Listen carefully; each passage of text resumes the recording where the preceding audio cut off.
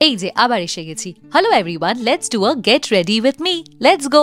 বেশি সাসপেন্স রাখবো না, আজকে পরে নিচ্ছি এই ড্রেসটা। আপনারা দেখে ভাবছেন তো এই ড্রেসটা আবার কেমন ড্রেস, মাঝখানে তো কিছুই নেই। ঠিক আছে তাহলে পরেই দেখাই। কি পরে কেমন লাগছে, দারুণ না ড্রেসটা? এটা হলো H&M থেকে, আর মাঝখানের পার্টটা এরকম পিকাবু বা খালি থাকবে। কিনেছিলাম এটা সেই 2023-এর পুজোতে, তো এটার কিন্তু লিংক পাবে না।